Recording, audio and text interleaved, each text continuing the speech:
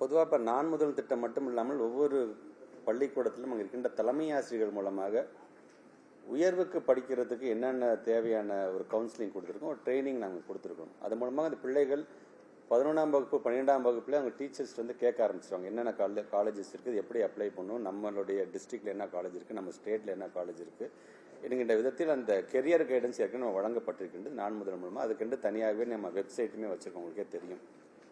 அதை தொடர்ந்து இந்த பிள்ளைகள் இன்னைக்கு வந்து மார்க் ஷீட் வாங்க வரும்பொழுதும் எங்களுடைய ஆசிரியர்கள் அதற்கென்று தனியாக ஒரு அக்கறை எடுத்துக்கொண்டு இருக்கிறார்கள். இந்த முறையும் அந்த அக்கறையை எடுத்துக்கொண்டு பிள்ளைகளை கல்லூரியில் சேர்ப்பதற்கு அதற்கான அரசாங்கம் சொல்லியிருக்கின்ற அந்த திட்டங்கள்லாம் எடுத்து சொல்கின்ற அளவுக்கு ஒவ்வொரு ஆசிரியர்களும் நாங்கள் வந்து ஒரு பயிற்சி வழங்கியிருக்கணும். அந்த விதத்தில் கண்டிப்பாக ஏன்னா உங்களுக்கே தெரியும், சட்டமன்றத்தை நான் பேசும்பொழுது அரசு பள்ளியை சார்ந்திருக்கின்ற பிள்ளைகள் கல்லூரியில் சேர்கின்ற அந்த சதவீதம் என்பது 74% அதிகரித்திருக்குது என்று கூட நான் சொல்லியிருக்கேன். இது வந்து அரசு பள்ளியை சார்ந்திருக்கின்ற 47-48% நம்ம ஜிஆர் கொடுக்கும்போது அதில் எங்களோட அரசு பள்ளியில் இருக்க பிள்ளைங்க ஹையர் எஜுகேஷன் சேர்றதுக்கான அந்த சதவீதம் இன்னைக்கு வந்து அதிகப்படுத்தப்பட்டிருக்கிறது. கண்டிப்பாக அந்த அவேர்னஸ் இன்னைக்கு எல்லா இடத்திலும் இருக்கிறதுனால கண்டிப்பாக இந்த முறையும் நம்முடைய ஜிஆர் வந்து அதிகமாகும் என்கின்ற நம்பிக்கை எங்களுக்கு இருக்கின்றது.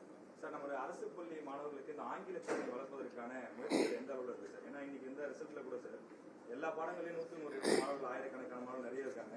ஆங்கிலத்தில் ஒருத்தர் கூட 100 மதிப்பெண்கள் நீங்க சொல்ற மாதிரி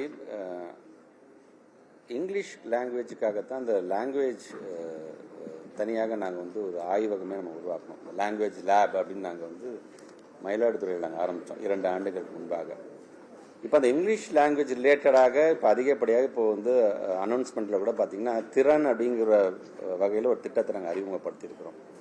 அந்த திறன்கிற திட்டம் வந்து கிட்டத்தட்ட 6ஆம் வகுப்புலேருந்து 12ஆம் வகுப்பு வரை படிக்கக்கூடிய பிள்ளைகளுக்கு எங்கெங்கெல்லாம் ஸ்லோ லேர்னர்ஸாக இருக்கிறார்கள், எங்கெங்கெல்லாம் அவங்க வந்து கொஞ்சம் லேட்டாக அவங்க புரிஞ்சிக்க முடியுங்கிறதுக்கு தனியாக அதை ஃபோக்கஸ் பண்ணி இன்னைக்கு பல திட்டங்கள் வரும். அது இந்த கல்வியாண்டில் வரும் பொழுது அது உங்களுக்கு கண்டிப்பாக அது நாங்கள் என்ன மாதிரியான திட்டத்தை நாங்கள் வந்து உருவெடுத்திருக்கோம் என்பதை நீங்கள் முழுமையாக நீங்கள் தெரிந்து கொள்ள முடியும்.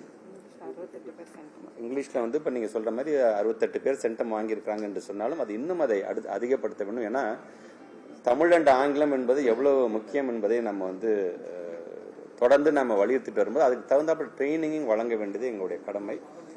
ரூரல் பகுதியை சார்ந்திருக்கின்ற மாணவ செல்வங்களுக்கு அதிகப்படியான போக்கஸ் கொடுக்கக்கூடிய விதத்தில் நாங்கள் அறிவிச்சிருக்கின்ற சட்டமன்றத்தில் அறிவித்திருக்கின்ற திறன் அப்படிங்கிற ஒரு திட்டம் மிகப்பெரிய அளவில் அவர்களுக்கு உதவி புரிகின்ற வண்ணம் அந்த திட்டம் செயல்படுத்தப்படும் என்பதை நான் தெரிவித்துக் கொள்கின்றேன்.